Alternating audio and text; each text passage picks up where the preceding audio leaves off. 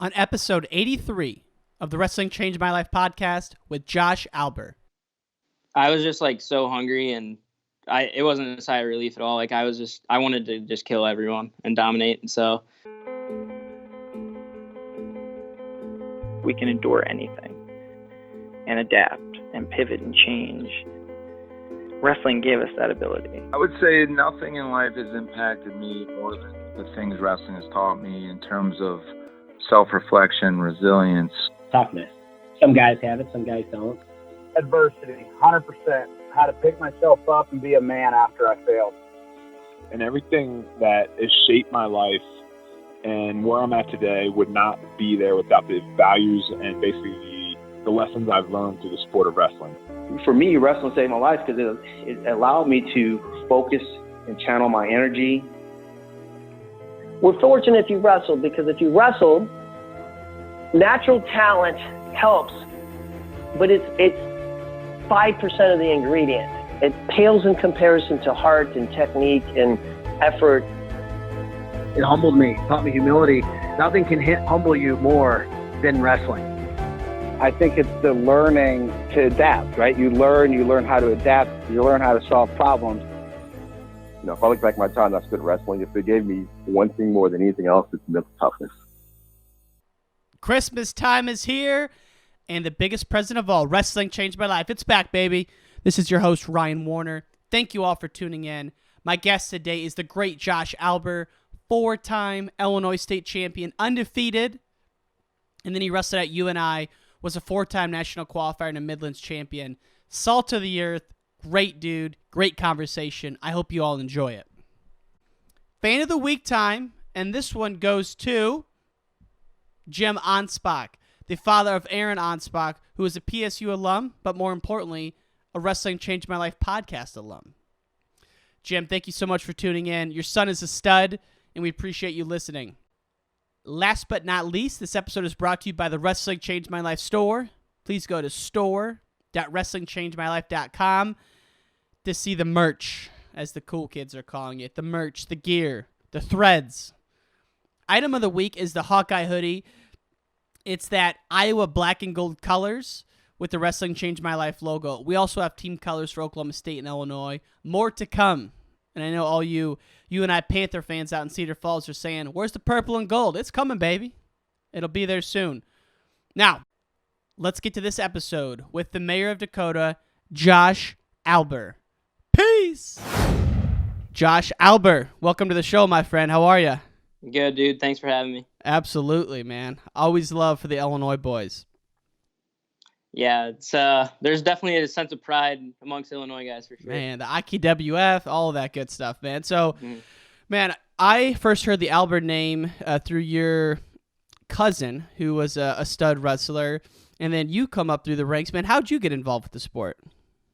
So it actually probably starts like in I think it would be like the late 70s. So my dad grew up on a farm, a dairy farm, and they were out like milking cows like 4:30 in the morning, and then they would have to milk cows at 7 at night or whatever.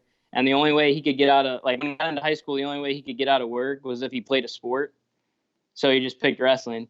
So it's just kind of like, and then my dad was the oldest. He had 3 brothers, and once he started wrestling, they kind of all took to it. And then so eventually my dad and then 2 of his brothers ended up being state champs in high school, and then they just like fell in love with it. So.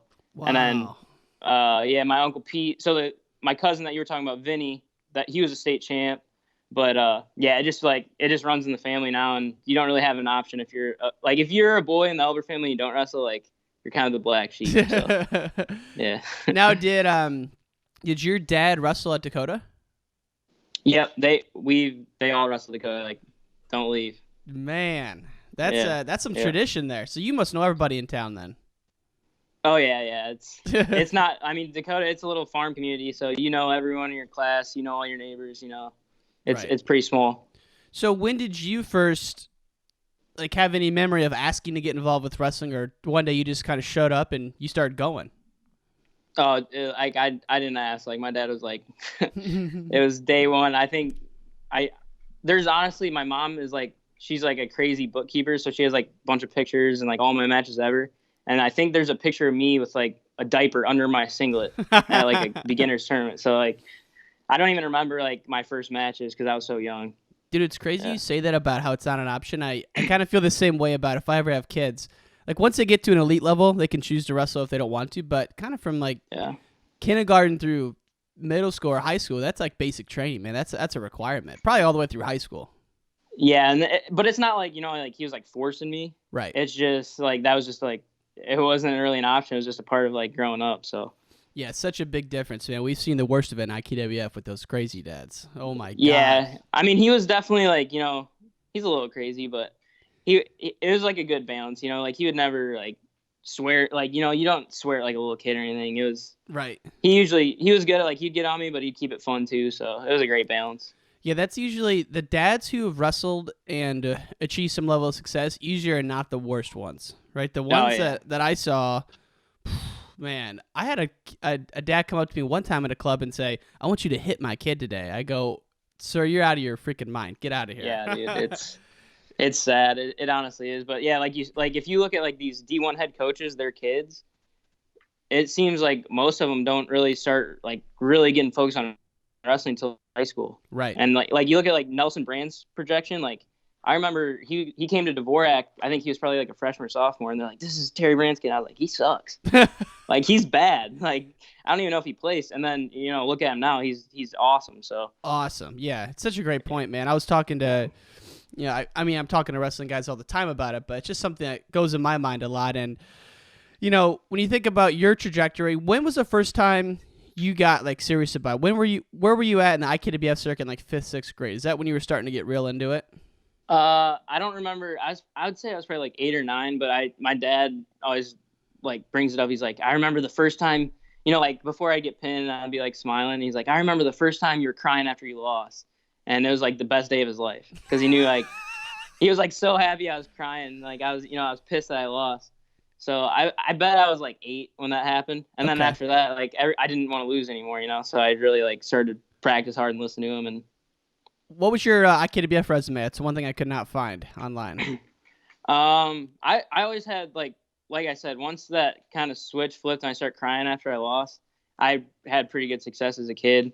Like I always, like Bantam State, Junior State, all through there, I was always winning my age level state. And then in 5th grade was my first year IK, and I got to the finals and I wrestled Cameron Kennedy, Jimmy Kennedy's little brother. And like, if you know the Kennedy family, like those guys, man, when they're kids, like you're not beating them. Like, you know what I'm saying? Like they're just so far. They're like, I've heard guys, like I was listening to Mike Thorne's podcast about how good Jimmy was. Yeah. Like as a kid, that's how Cameron was too. So he beat me up pretty good in the finals. So I got 2nd. The next year I got 6th. And then my 7th grade year, and I remember this, like, this one still hurts a little bit, like as sad as it is, like IK, but I was wrestling Isaiah White, who wrestles at Nebraska now. A Harvey Twister. I've heard you talk about the Twisters, man. You know I love the Twisters. Oh my, I love them, dude. I love them too. That's an awesome club. And Isaiah White's Isaiah and his dad are awesome guys. But I was in the semis with him, and he beat me in like triple overtime or something, with like 5 seconds left. And then yeah, he went on to win it like I think 5 times. Honestly, I don't know. Yeah. But so I got 3rd that year, and then the next year I won it. So in 8th grade. Dude, that matchup must have been so hyped. Your 7th grade year in the semis. Dude, I don't know if it was or not. I was hyped. I'll tell you that. I've battled with Isaiah back in the day quite a bit, and he usually got the better of me. And I had him on the rope, so I was like, "Oh, I got him this time." And, the big one, and he freaking 5 seconds left, like reverse me or something. I tell people, and now that I'm, I've seen the results, I do concede that Ohio and PA are better than Illinois. But, man, I'm hard-pressed if IKWF is not the best in the country, in my opinion. Yeah. I mean, just the, like, organization of it, too. Like, Gene Lee, Mike Irwin, Dennis Laughlin, those guys do a great job. Like the bracket boards, like, I don't know if, out-of-staters haven't seen the IK bracket boards, but they're cooler than, like, NCAA bracket boards. Did it be close to yours? Like, where's yours at? No, I gave it to my parents, so it's at their house. Okay. Like, the frame is, like, handcrafted. Like, it's... Like, these little 62-pounders can't even lift it up. It's so heavy. No. The calligraphy on them, I always thought that was the best part. Unbelievable. Dude, so these kids go into that thing, and, like, that's, like, they're, like, you want that bracket board bad. Damn, so you Okay, so you won your 8th grade year.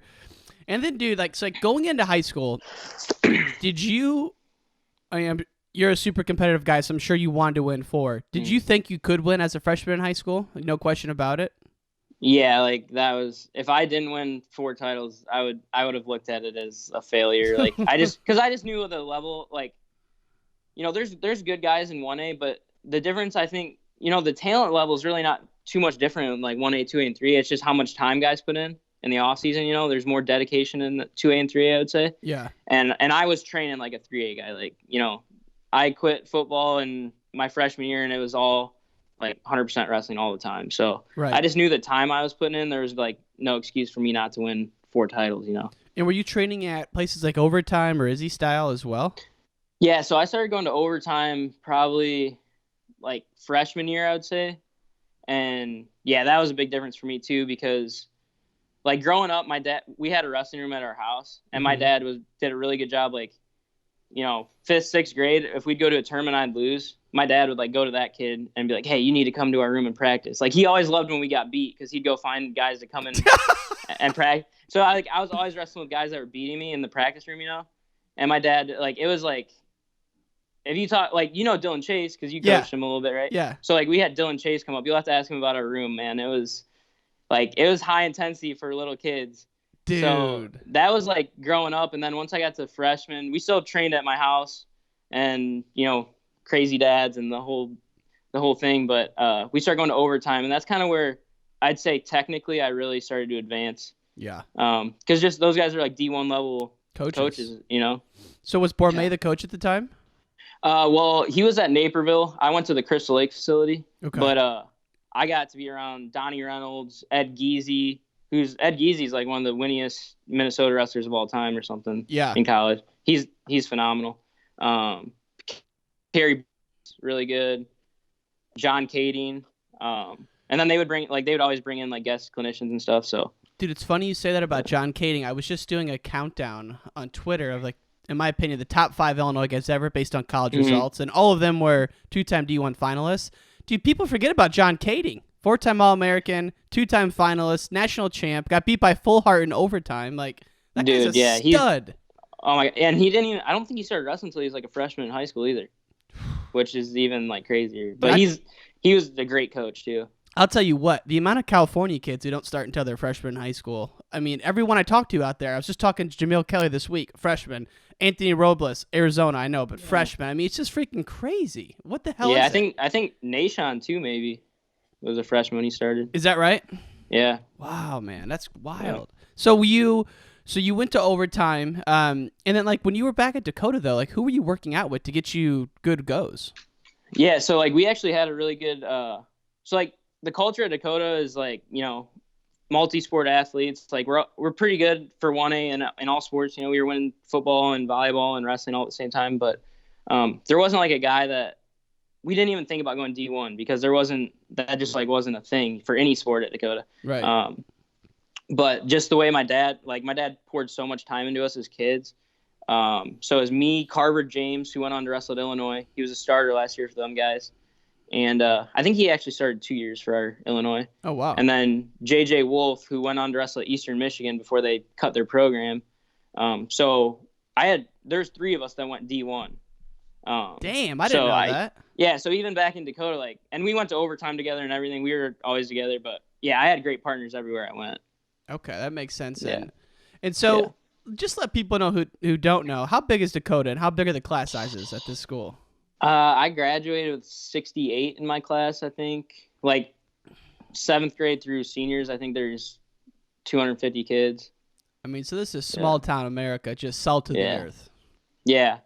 Yeah, and it's cool now because I think that I'm hoping that, me, Carver, and JJ going D1 and, having like national success a little bit, it's kind of paving the way. Like now you can see kids that like, it's not like, that I can't remember which podcast you're on, but they were talking about just like when that first guy breaks through, then it's like 10 or 20 other guys. So I'm kind of hoping that starts happening for us, Absolutely, man. And so once you got to high school, you won your freshman year. Was that, would you say, more of a sigh of relief or just excited to keep going? Like, where were you at kind of freshman year coming off of you? I was just like so hungry, and it wasn't a sigh of relief at all. Like I wanted to just kill everyone and dominate. And so I was just having fun. Like, let's go. Yeah. Yeah. And my freshman year, I bumped up for a duel. I bumped up against Stillman Valley. It's a little school, but I bumped up to 112 and I weighed like 100 pounds. Okay. And the kid I was wrestling was coming down from, I'd say like 25, 27, and he was a senior. And we just had like a battle and I came out on top. So, later on that, like looking back now, like that could have easily ruined my, high school perfect record right there, my freshman year, but I got through it and it was just a fun year. So when did you guys start going to Dvorak? All 4 years? No, my junior year. Your junior year. Yeah. Okay. Yep. So this is Yep. this is the big bad tournament, the big winter tournament. Yep. Back when I was going to, Iowa City West would come. I mean, it was pretty serious stuff, man. Yeah, they're still there. They're were still they? there now. Yeah. Yep. So your junior year going into it, was it kind of known that you and is it Jimenez or Jimenez? I say Jimenez. Jimenez. Yeah. Were you guys like kind of destined to meet up, or did someone have to come down to make that match happen? No, I think it was pretty much a collision course. We were going to meet, and we were I think we both majored or pinned our way to the finals, so it was bound to happen. And I was kind of walking around with a chip on my shoulder. I think that was probably what motivated me a lot in high school, is like being 1A, like just people kind of looking down on me because I didn't like the level of competition obviously isn't as high as 3A, but so I was walking around like, dude, they think they're just gonna walk all over us, and so when I went in, I had something to prove a little bit, So you were going in there, just chip on your shoulder, just kind of laser focused, because for the folks who don't know, and there's a lot of people who listen to this who are not from the Midwest. So the Dvorak is in Chicago, or Chicago suburbs, huge 32-team tournament, by far considered the toughest tournament in Illinois for the Christmas break. It's not a national tournament, it's more of a regional tournament, but it's really, really tough. And, in Illinois, there's always this disrespect of, 3A, 2A, 1A, and that kind of thing. And so you come in, and Jimenez was a 4-time state champ in 2A or 3A. What's Marmion now? They're 2A now. Okay. They bounce back between 2A and 3A. So he won a couple titles in 3A, a couple titles in 2A. So when you guys all won 4, it was you, Jered, Cortez, and Jimenez all won 4 at the same time. And both years at Dvorak that you went, you wrestled one of those guys. And so going into your junior year, you and Jimenez meet in the finals, kind of set the stage for everyone. Where were you at mentally going into that match? So by junior year, I had gone through my first 2 seasons. I was undefeated. And then this is like mid-season, so I'm 2.5 years deep and I haven't been beat yet. And, everyone's like, all right, here it comes. This is, he's going to lose for sure to this guy. And I think the week before they were at Ironman, and Jimenez did really well. He got like 3rd. I don't know. He beat like Vincenzo Joseph. He beat a bunch of good guys. So, it was kind of like momentum was against me. If like you would have listened to everyone else, but in my head, like in our camp, it was like, we were not only me, but as a team, we were going in there to like prove we were legit, so yeah, that was kind of the lead up to it. How'd your buddies do at Dvorak that year? The guys you just mentioned who wrestled D1. Yeah, so there's like 32 teams. There's Ohio teams. St. Ed's was there. Like that was when I think St. Ed's was like 2 in the country. Like they were crazy good. They had like Heil and Heffernan and Abinator.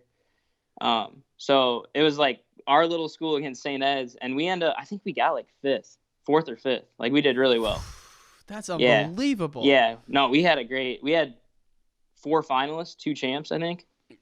Dude, that's incredible. Wow. Yeah. Yeah, we had a good little group, but so going into that finals match, I mean, you were a guy who just seemed like the ultimate competitor, super intense. I mean, 15 minutes out from this match, what are you thinking mentally? Are you kind of going through your moves? Are you kind of a calm mind? Where are you at going into a big match like that? Growing up, like my dad always, like if I was too relaxed for a match, like my dad would come and be like, you need to get like in the zone. So that was kind of in high school. My mindset was always like kill, like super hyper intense, like almost a Brands mentality, I'd say. Yep. Even though I didn't wrestle with like a super high pace like them, but like I had to I kind of forced myself to hate the guy I was wrestling for a quick second, Okay. So that was what it was at. And did you ever have any like self-doubt or any negative thoughts creep in? And like, what would you do to eradicate those? Oh, dude, I can't remember a time I didn't have like negative thoughts and self-doubt before a wrestling match. Like I think that's part of it, but it was just like I worked really hard, and I think that was a big part of like when those doubts start coming in. I was like, dude, I've worked so hard and I put so much time in. Like, I know this guy isn't outworking me. So that was kind of my default to fall back on. Just and kind then of brainwashing yourself that there's no way someone outworked you. Yeah, and I have big faith. I'm a believer, so I kind of fell back on that. If I'd pray, it would really calm me down and stuff like that. But I didn't do much like visualization in high school. But when I got to college, Mark Schwab, who's you've had on here, like legend. He's the greatest mind in like wrestling for the mindset, I think. And he like just pumped. Like I learned so much about how to visualize and how to work with your thoughts and everything else from him. So it's like a whole nother tool, man. To have that tool, it's unbelievable, man. It is. So for sure. What happened in the match with Jimenez when you were a junior? How'd it go? What's the score? It was just a battle. Like it was 1-1 with like a minute left, but it was like one of those 1-1 matches that's high action, and I get an escape with he gets an escape with like a minute left, and I kind of like stand up, like I kind of like bait him into walking to me, and I hit a super duck. Like I like to this day, that's like the only super duck I've ever hit in a match. I don't even know where it came from, but I super duck him, and he just fell like right on his hands for Dude, 2. Is that on film?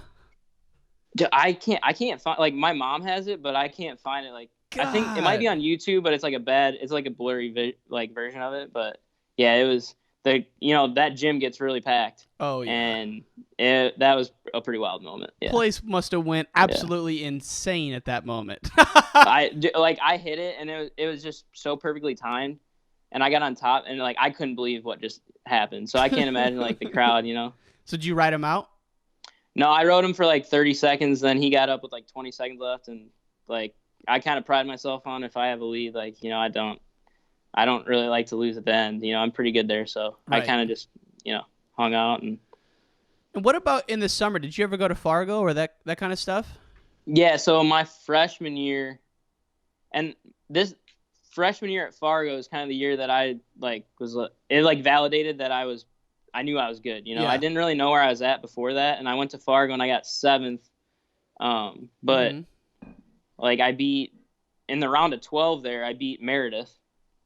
Wow. And like the round before that, I beat Massa, and I had a close match with Gross, who won it.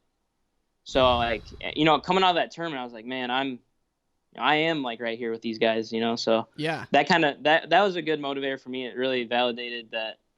What I thought, it validated it, and I was like, okay, I am legit, So. Yeah, absolutely, man. I was going to say, who were the guys at the national level back when you were in high school, even outside of Illinois? So you had those guys, and then who else? Mm-hmm. Well, I had a close match with Gross, and back then it was like the pools, Mm-hmm. And I really tight match with him, but then I wrestled McKenna too, and he teched me, and like every time I wrestled Joey McKenna, he's killed me. Like I don't know what it is about that dude. He's just so strong. But so yeah, the bracket was like me, Gross, Andrew Crone, Joey McKenna, Bryce Meredith, Logan Massa. Massa like, was those a are all, stud, dude. Yeah. Dude, those were all. That Crone kid, guys. Too. My brother used to coach a kid from Rock Ridge who got second in IESA one year. Mm-hmm. And then they went to Cedar Falls, and my brother was getting him all hyped up. And he didn't know he had to wrestle Crone. Dude, he's slick, man. A lot of guys don't know him, but he was legit. He was tough. He was from Wisconsin, right?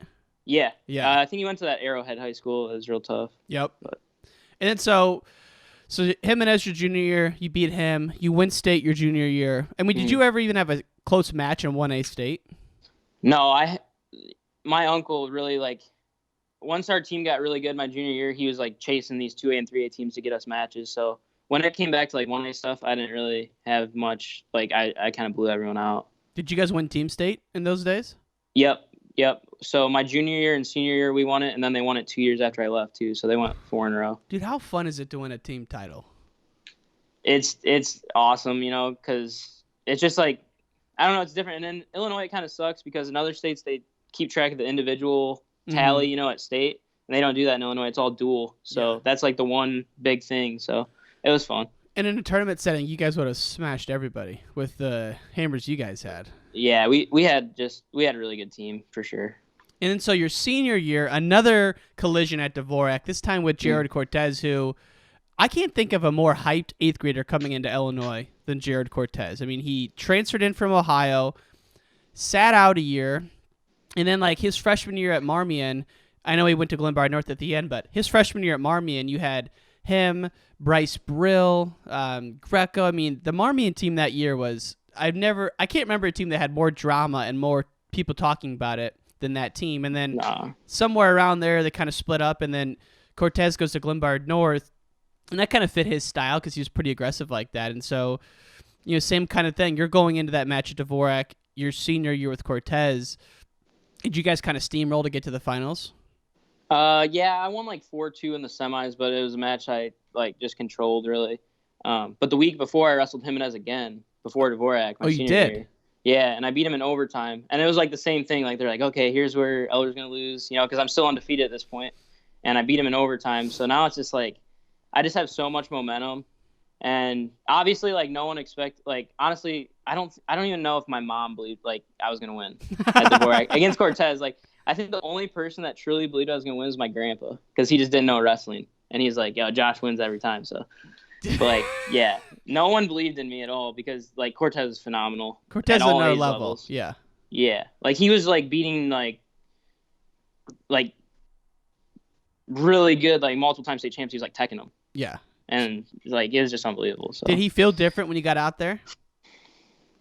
Well, he took me down in like the first 30 seconds, so I was like, dang, he's pretty slick. He's pretty slick, but I just I use it as my advantage throughout my whole career, really, just not panicking. Mm-hmm. Matches where I panicked, it ended not well. So that match I didn't panic, thank God, and I just kept plugging away. What was the final score? So he took me down like the first 30 seconds, rode me out. Second period, I got an escape at the very end of the period, so it was 2-1. And he was really good on top. Like that's where he was beating everyone. He was turning everyone. So he pretty much won the first 2 periods. I mean, almost rode you out the second period. Yeah. So momentum shifted though at the end. Yeah, just the way the match played out, I kept it like I wasn't planning on keeping it close like that. I wasn't like, I'm gonna keep it close to the end, but that's just how it worked out. And we went into the third 2-1. He went down and I tilted him for 2. Yeah, which like who would have thought that's the way I would win.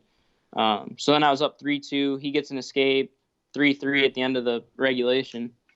And at the end of regulation, we were both deep in on each other's legs and we got out of bounds. And then it goes to overtime, and I could just feel him like, I don't know, it's just this weird sense of like all of a sudden I just went into like super aggression, and I could feel him kind of fading a little bit, and I got him to the edge. I hit a little pass by that I always do, and he came out of it, and I just dropped to both ankles, and he fell on his butt, and that was it. Let's go, takedown. Dude. Let's go. Yeah. And I read that you kind of leading up to that match, you were anxious maybe a week out, but then the day before you kind of felt the calm. What do you think that was about? To this day, like that's one of the, I think really high level athletes probably have had those matches or those I've heard of football players, running backs, like where the game like slowed down, mm-hmm. they kind of say. And like that match was like that for me. It was just that day when I woke up, I was just completely at peace. Like I was ready to go lose. And I think that's what it was. Like I was just like, I'm going out there to fight, and if I lose, I lose. It's not a big deal. So right. It wasn't like I was accepting a loss, but I was like, whatever happens, I can handle it. Dude, you're prepared to die out there, essentially, dude, because a loss can be a death almost, Right, especially when I've made it 4 years undefeated. Like it would have hurt for sure, but I was ready for it. Like I was like, you know what, I don't care about like people talking about my stupid record. Like I want to beat the best guy in the country, and I think this is the best guy. So that's where my mindset was, and it really calmed me down. Dude, and at that point in your senior year, had you already committed to UNI? Yeah, I think I did. Yeah, I did. Yeah. So, one of the things I picked up so far is that your confidence came from preparation. So, what was a day in the life like for you back in like your December of your senior year? We my uncle, who's the head coach of Dakota, he's kind of notorious for having really hard practices. So we worked really hard in the room, but we didn't know what we were doing. Like I didn't really work out in the mornings. I didn't lift or run or anything. Like it was just we just wrestled really hard every day, live every day, and that was all we did. So you and didn't, like, Saturdays and Sundays we'd be wrestling live at my dad's house or my parents' house, in our wrestling room. So you didn't like feel we the just need we to just do a lot wrestled of hard extra all the stuff. time. It wasn't, I just didn't even think about it. It wasn't like I was like, I don't need to lift or run. It was just we're wrestling, so we need to be really good at wrestling. We need to wrestle all the time. So I love that. that's what it was. Yeah. And so after your before we get to college, I wanted to ask, did a lot of guys recruit you because you were 1A? I mean, you were a freaking stud. So what was that process like? Yeah, honestly, I felt slighted in the whole recruitment because, it was like I've always had this little chip on my shoulder where I just don't feel like I was getting recognized like I should. But like Northwestern was really after me. Periano was the coach there, and I liked those guys. They were good guys. And then Minnesota was probably the other big one. Mm-hmm. Brandon Agam was recruiting me. J-Rob was still there at the time, but I talked to Brandon most. And I think those guys are phenomenal too. So it's just when Doug and Mark Schwab came to my house, like 10 minutes in, I already knew I was going to commit. Just like if you've ever talked to the Schwabs, they just have a level of intensity and loyalty, and Yeah. it just felt right with my heart, and I was like, that's where I'm going. It seems like that small town feel too at the big stage though. Yeah, that's what's kind of cool. I grew up in a small town, and then UNI is like the small town of D1 wrestling. So Right.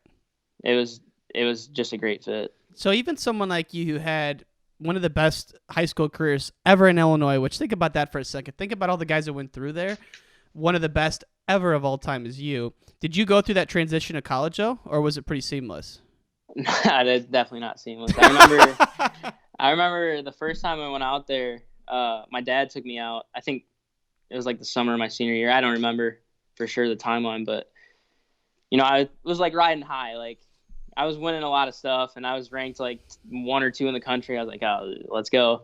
And I go out, and my very first practice at UNI, my dad's watching, and Dylan Peters, who's 2-time All-American at like the strongest human being on the planet. And I don't know if the listeners have watched Dylan Peters, but he does a cow catcher type move, like that should not work at the D1 level on 4-time state champ caliber guys. But he's pinned he pinned Tomasello, he pinned like Ryan Taylor. He's pinned. I think he's like top 10 pins of all time in D1 wrestling or something. Dude, let me step in for a second. A kid I used to coach, Tony DeFries. Sorry to throw you under the bus, Tony. He was in the state finals in Iowa for Assumption. Peters pinned him in that, dude. Now that you say that, unbelievable strength from that kid. Yeah, it's like incredible, and it's like the whole practice. Like I couldn't go 30 seconds without being on my back. Seriously? Yeah, like it was an eye opener for sure. And we get in the car, and my dad's like, "Dude, are you is this second grade again? Like what the hell?" And I'm like, Dad, you don't understand. This kid is so strong. So yeah, it wasn't seamless. Like it took me a while to be able to just hang physically with those guys. Did you score? Let's go back to that workout though with Peters. Did you score on him? Well, it actually wasn't just Peters. It was a group of 3, and it was me, Dylan Peters, and Joe Cologne. Oh my God, dude. Yeah. So I think I scored on Joe a few times, but it took me a while to score on Dylan. Dude, your dad's probably like, what the heck? I mean, but it must not have been that big of a surprise for him because everyone goes through that transition. I mean, and those are 2 other studs, but. No, it was because we didn't, like I said, we didn't really know the D1 level at all. Like he didn't wrestle in college. No one we knew wrestled in college. So we expected to not really be that far off. Wow. And so he was I don't know what he was thinking, but I could tell he was like, dude. He was rattled. Yeah, he's like, why am I sending my kid out here if he's gonna get pinned or something? But dang, dude. So then you actually get there, and then did you redshirt your freshman year? Yep. Okay. What was that? I always wonder what's the redshirt year like when you come from that small town feel where your duels are probably sold out at Dakota all the time. I mean, not sold out, but packed house. You're kind of the star in town, and then your freshman year, you're redshirting. You're going to these opens. There's no fans there. You're not in the dual environment. What did you ever go through any type of kind of peaks and valleys that year, or were you just focused on getting better? Yeah, I had a pretty good redshirt year. I don't remember what my record was, but it was a decent record. But it was hard not being the star. They were focused on the starters, which they should. Mm-hmm. But it was just really hard. I wanted to be the guy in the lights, all the time. So that was it was hard to stay. I wouldn't say motivated because I was always preparing for the next season, but it was hard to kind of stay as excited, I guess you would say. But was the cut to 33 pretty hard for you? Like, because I know you went up to 141. Was that kind of a challenge throughout your career to get down to 33? Yeah, that was the other adjustment I had to make. Like, I didn't ever cut weight in high school, so I had to start cutting weight, and that was like, it was tough, dude. Like, you never cut weight in high school? Not really, no. Not the way I did in college, no. Like 10 pounds in high school, or not even that? Maybe once or twice 10 pounds in high school. What was it in college? I was like in the summers. I'm just not like, I didn't know how to stay disciplined in the summer, and like I had a lot of fat, like baby fat, and that was part of it too. Like, I just didn't mature into like a man's type body till honestly my junior year in college. So I just had a lot of fat, and it was hard, and I would get up to like 150, 153 in the summers, and I'm a 33 pounder. So yeah, it was like, man, it was hard. It was really hard. I remember you saying in an interview that someone's like, yeah, it's cool you get to travel around the country. And you're like, yeah, but I really just see the inside of saunas at YMCAs and gymnasiums. Yeah, it was like, and like it would piss me off because like I wasn't as efficient as other guys. So they'd come into workouts like 5 or 6 over, and they'd work out for like 45 minutes and be on. And I'd be like 2 pounds over, and I'd work out for an hour and a half, and I'd be right on. And so like everyone, like we'd get into town somewhere we were about to wrestle, and they'd go like out to like Subway or something, and I'd have to go work out for 2 hours at friggin' the YMCA. Brutal, dude. Yeah, it was. Talk about Coach Schwab for a little bit. Doug Schwab. I mean, that guy obviously seems like one of the great motivators of college wrestling. What kind of impact did he have on you? What do you take away from him as you're getting into coaching now?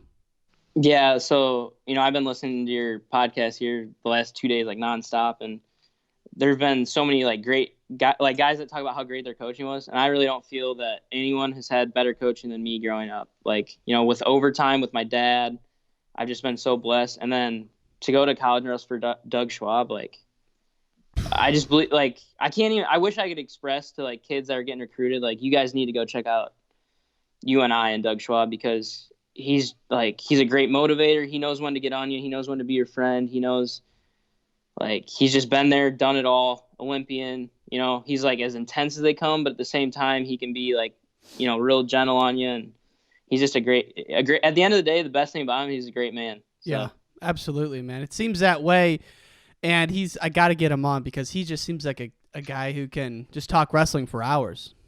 Yeah, and like I've heard guys back in the Gable era that wrestled for Gable, and they're like, when he talked to you, you're like locked in, and what he said was like gospel. Mm-hmm. And that's how it is with guys that you and I with Doug. Like, at the end of practice or at the beginning of practice when he's talking, you're not like tying your shoes or anything because you're just so lasered in on what he's saying, because everything that comes out of his mouth is like meaningful and like you take it to heart, So right. What he said, like I trusted 100%, and I was like, I didn't commit to UNI. I committed to Doug Schwab, honestly. Like, wherever he was going to go, I was going to go. And like, he just demands, it's not like he like demands it verbally, respect, but just the way he carries himself, like you respect him and you listen to every word he says. Right. No, he seems like that kind of cat. What about Lee Roper? Was he there your whole time? I think he came, so he wasn't there my redshirt year.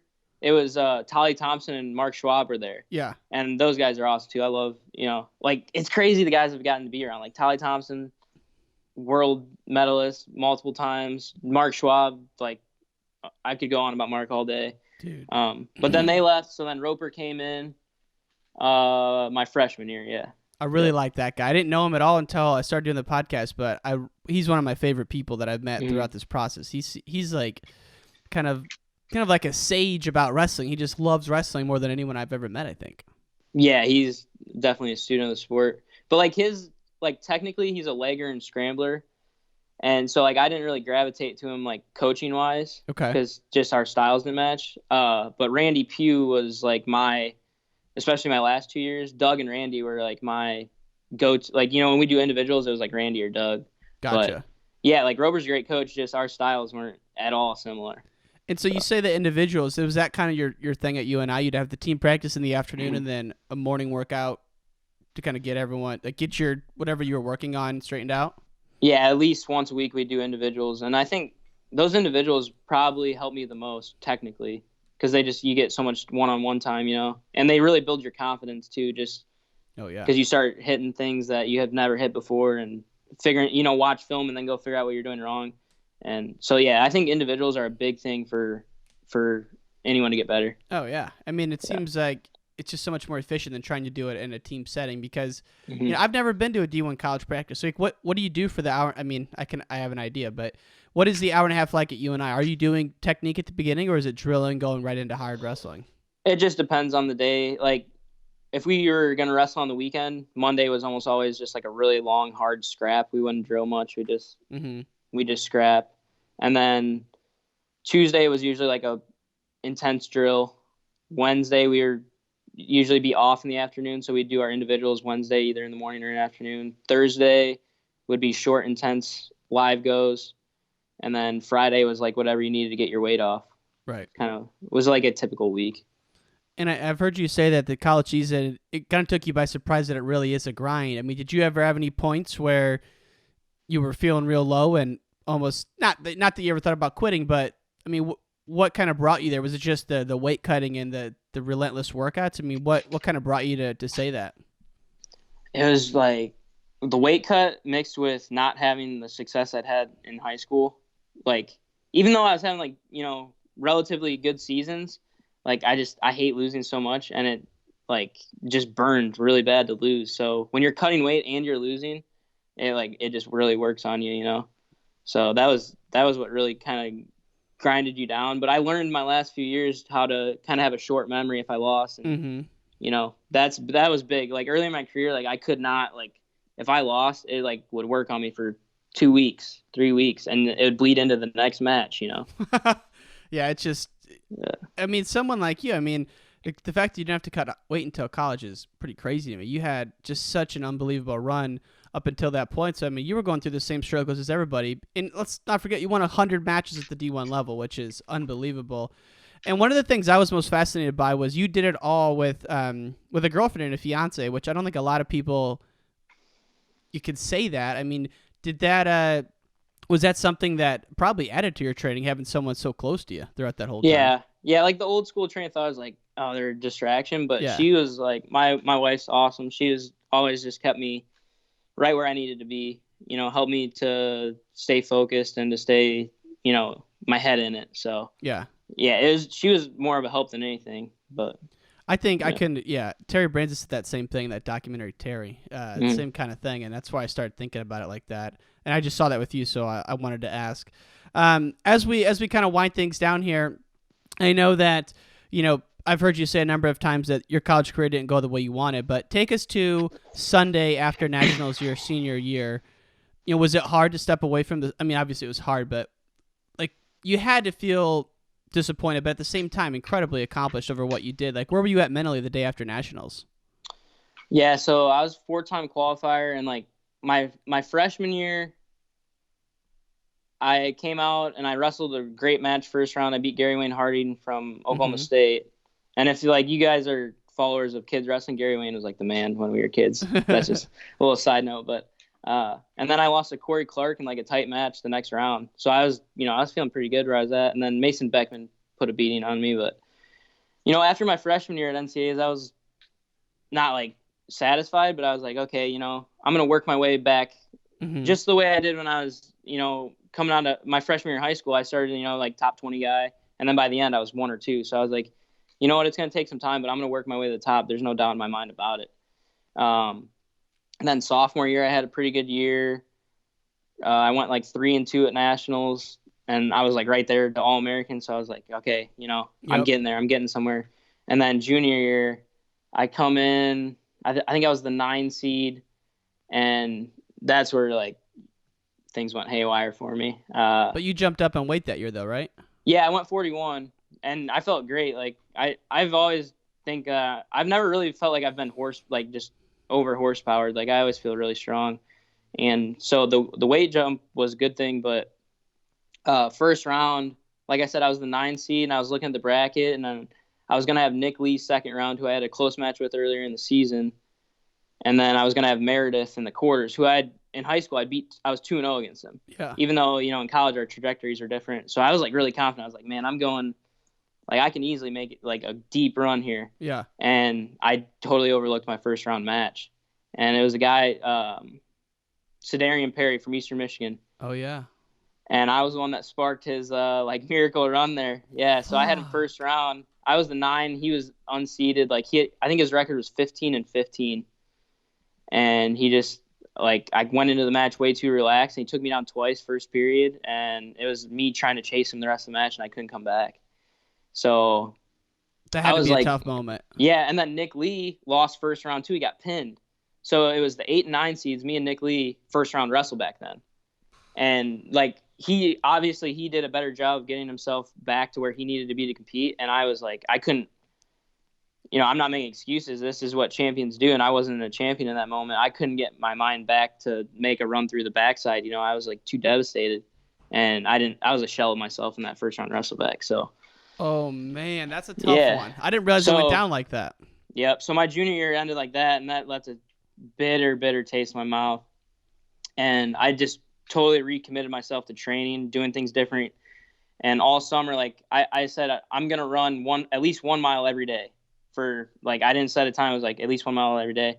And I went 80 days straight. And most days I would run like 4 miles. Damn. For like that whole summer leading up into my senior year. And I just got like, that was the first time I've ever been like super lean. And like, I was lifting hard. I was so best I've ever been physically. What would you think about when you were doing those runs? Just like, this is my last shot. Like, I would think about how, in my eyes, I've been like a letdown. I was like, when I came in, I thought I was going to be a 4-time All-American, 2-time national champ at least.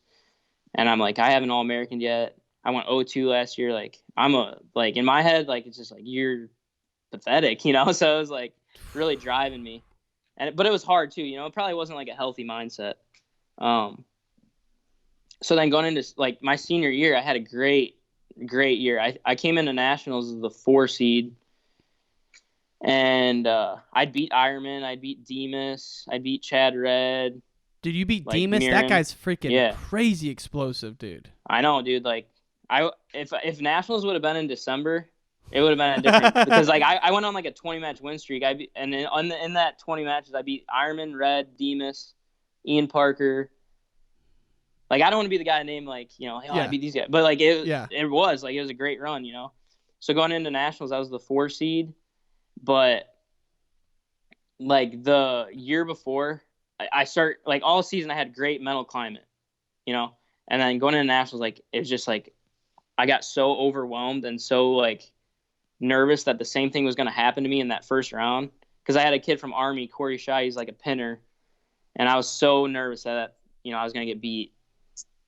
Like upset. Yeah. And it just really worked on me. I ended up winning the first round match. Like I majored him.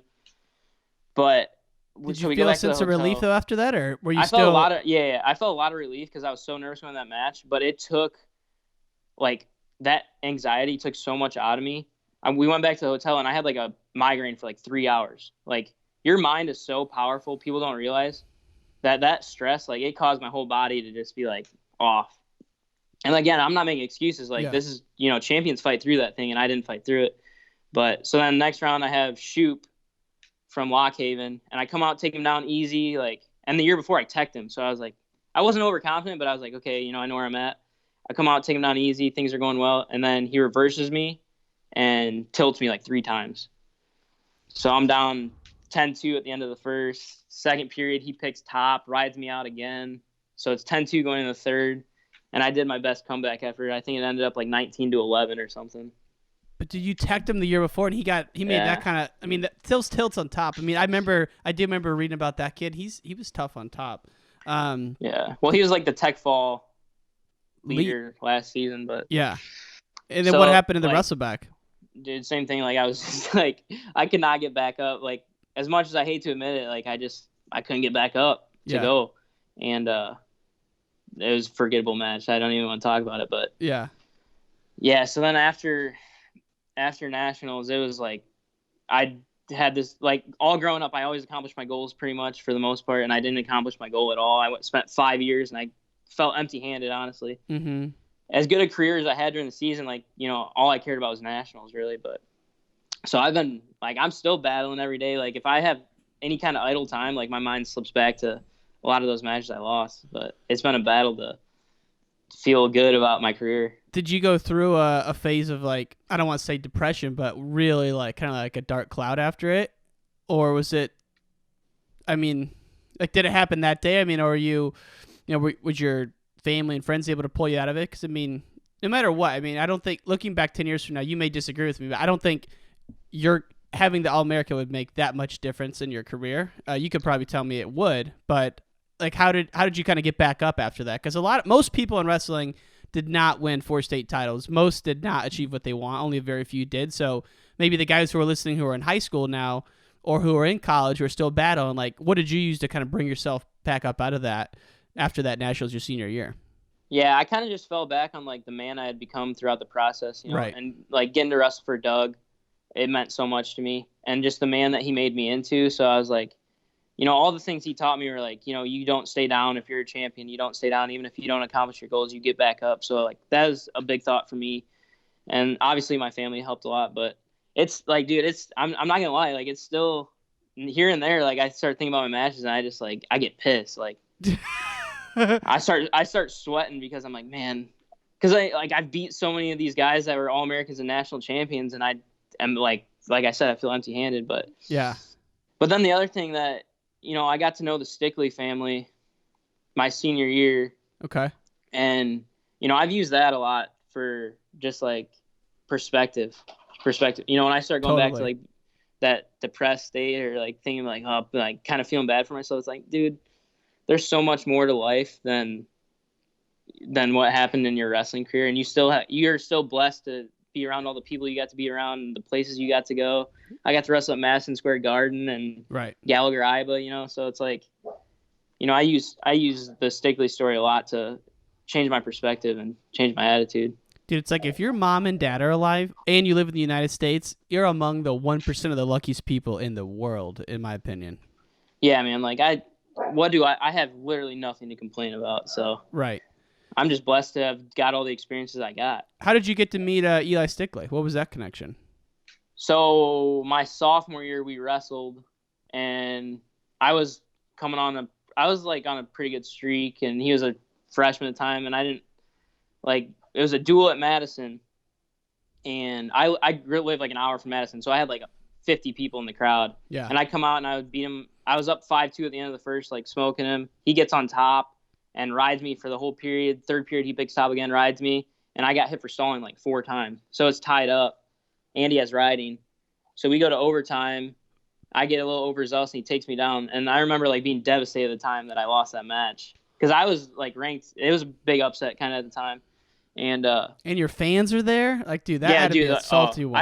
I have a big family, like 50 people are there. So it was like heartbreaking.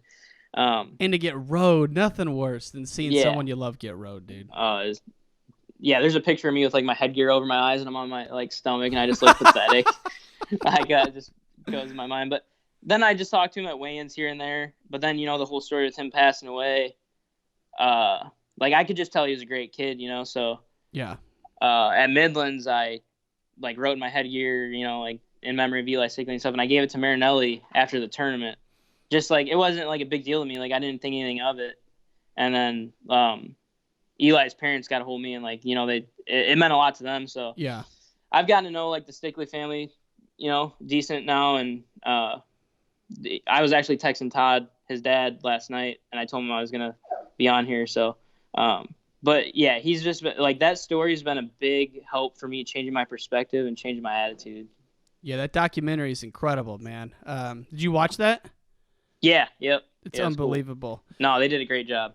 And I think I just love how you kind of use that to put things into perspective because again, I think most people do not achieve what they want in wrestling. I would say the far majority don't. Even someone like Jake Herbert, he was on and he's like, I'm a failure in wrestling. It's like, yeah. What? I mean, there's so many levels to that, and a lot of people are going to say that, and I'm like someone even like Terry Brand says that. So it's like there's anyone can say that, but I think the lessons you learn from it obviously is what makes wrestling so great. And now that you're coaching, you can pass those down to other kids. So like if you look back on the lessons you learned from the sport, or like what you take with you throughout your day, how would you say wrestling's changed your life or impacted you?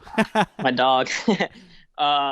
So I think there's like 3 different like aspects of it. There's the the mental side that everyone talks about, how it makes you like mentally tougher and you persevere and you can get beat down and stand back up. You know, that's obvious, a big part of my life now, how much, you know, I've failed and I have to get back on the horse, and it's just made me a lot tougher. And then there's like the practical side too that people kind of don't think about. Like I've gained so much confidence, like I can protect myself, and like I just know my body and things. Like my wife makes fun of me because we'll be in like an elevator and like a big like linebacker type dude will walk in and she'll like notice me like eyeing him up, and he'll get off and she'll be like, dude, you cannot take him. I'm like I have like this delusional sense of confidence from wrestling. I can take him. You probably could take him though, unless he's wrestling. I always say unless someone's a better wrestler than me, like I feel real good, you know? Yeah, that's what I'm saying. Like I have this weird confidence, like, and I don't know if any other wrestlers feel that, let me know on like Twitter or something. If you like, you're constantly sizing guys up. Like this dude he didn't like start a fight with me or anything, but like the first thing I think is like, you know, can I take him down? Like, what do I got to do? If we gonna fight, what do I got to do to beat this guy? Right. But so there's like that aspect that wrestling's helped me. And then like, I love food too. So it's kept me healthy. I would probably be really fat if I wasn't a wrestler. And now I'm probably like 12 or 15% body fat right now. And I feel like disgusting. What were you think at the peak there at UNI your senior year? I was like perfect, like 7, you know, like not too low, like just right where I needed to be, like good muscle. Yeah. You know, but, and my buddies like joke with me. They're like, when they see me now from UNI, they're like, man, we kind of expected you to be fat by now. And I'm like, no, man, it's not happening. Like, I'm not getting fat, but. Well, dude, it's funny you say that about the baby fat. It's again, I never thought that watching your high school matches. So I'll have to go back and see if I can spot any baby fat. Well, dude, but that's the thing though. Like fat to a wrestler is like so much, like you're not gonna think I was fat. You know what I'm saying? But there's that, and then the other thing that changed my life through wrestling is just getting to be around all the men I've gotten to be around. Yeah. You know, all those guys I mentioned: Doug Schwab, Mark Schwab, Randy Pugh, Lee Roper, John Kading, Kerry Bowman, Ed Geezy, my dad, my mom, who I wish I could have got to talk about more on here. She's a tough lady and a hard worker. And just all the people that wrestling has let me be around. And yeah, I'm just like, man, I would not be the man I am without it. So yeah, the people you're with is definitely, to me, the big thing. I mean, you go to a tournament, hang around a bunch of wrestlers, and then you get back to your day job the next day. It's like, man, you kind of feel like you're just not around the same level of human being. You know, these guys are so tough. Yeah, well, I remember wrestling, like, me and Max Thompson became friends at UNI, but we were, like, rivals before, but, yeah, like, talk about tough, and I miss that, because we'd get in, like, fights, like, every time we went live, like, almost a lot of times the coaches would have to, like, break us up, because I'd be throwing punches at him and stuff. In the room? Oh, yeah, dude, like, there was multiple times, if you talk to Lee Roper, he'll know, like, he had to come over and be like, you guys need to get your act together, because, like, we were just so competitive with each other, and that's something I miss now that I'm not in the room. You know, like I don't get this like where I get to fight people. Yeah, I don't get to like fight people. If you fight people now, you go to jail. Do you ever think about jiu-jitsu? Not really, just because where I'm at now, I'm back out in the sticks, and it's not really like there's not a lot of opportunities. But yeah, I definitely miss like that scrappy part of wrestling where like I was always the guy that loved like a hard hand fight and loved to fight guys. And yep. So I miss that a lot, and I miss getting to wrestle Max if he's listening, man. I miss getting to throw punches at you, dude. Last thing I'll ask is, where can people find you online, man? If they want to follow you on Twitter or Instagram. Yeah, so I got a Twitter. I kind of low key. I don't have an Instagram or anything, but yeah, Twitter. What's your handle? I think it's Joshua Alber 141. Okay. Not sure. Yeah. Right. I like man. Twitter. I like to use it. You know, I kind of like to, if I can, use it to like motivate people or, you know, encourage people. So it'd be good. I think I'd be a decent follow. Absolutely. Give him a follow. We'll link to it in the show notes. And man, I just want to thank you again for your time. Appreciate chatting with you on this Friday morning. My dog's going crazy over here. Yeah, no, Ryan, you're doing a great job. I know I've talked to a lot of people that love your podcast. Keep doing what you're doing. Like it's awesome, and I really enjoyed being on. So thank you for having me. Absolutely, my friend. Yeah. Take care. Have a great day. All right. Yep. See you. And all great things must come to an end. If you enjoyed this episode, please subscribe, give us a review, give us a rating, and share this with your friends. It would mean the world to us. Thanks for listening to Wrestling Changed My Life.